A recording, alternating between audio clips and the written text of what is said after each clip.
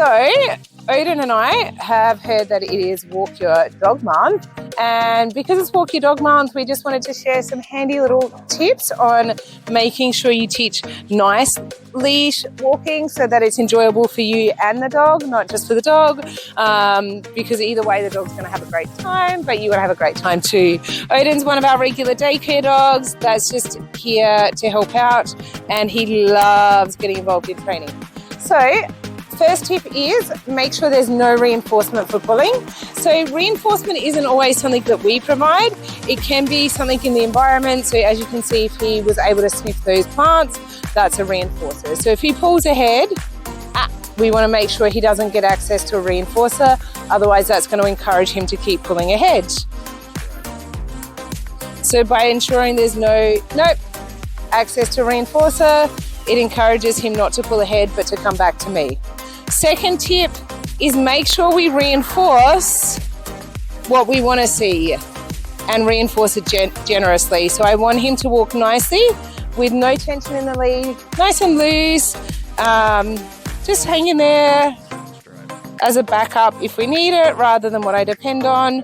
I also like to hold my lead fairly central to my body because then I know I'm not going to accidentally reinforce that, because if I hold my lead out here, every time he pulls, my arm's going to move just a little bit. So it gives him a little bit of leeway, which encourages him to keep trying. So holding it central to my body means there's no leeway and it's very clear to him exactly what to expect.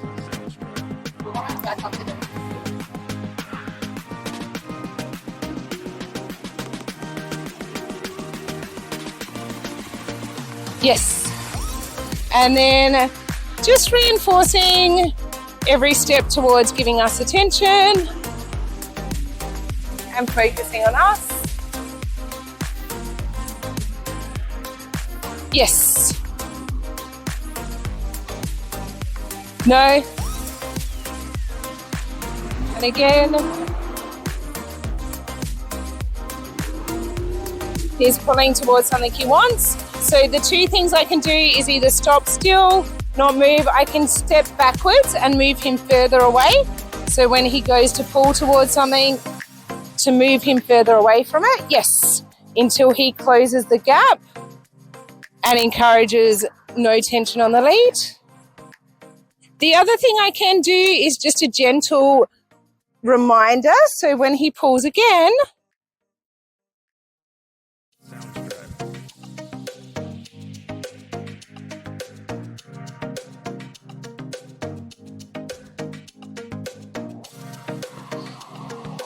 and what I'm doing is kind of, if there's pressure on the collar, what we want to teach him is to reduce that pressure. So as soon as there's pressure, so it's a little bit of pressure release, he gets reinforced every time he releases the pressure on the collar.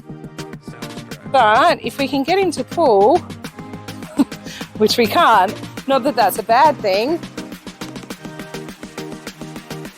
then I can...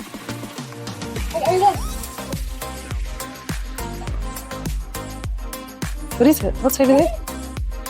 Then we can just tap to remind him, and it's just a light correction to remind him to come back to me, which was very effective.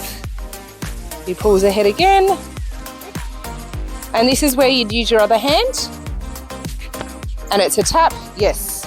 So make sure you tap. Don't just pull like this because his reflex is to pull against that. We want to tap like we're tapping him on the shoulder, reminding him that we're here. Yes.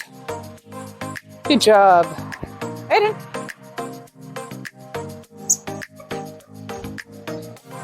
And if you're consistent with these tools and these tricks, in no time you'll have a dog that walks really nicely by your side, wants to focus on you all the time and stay with you.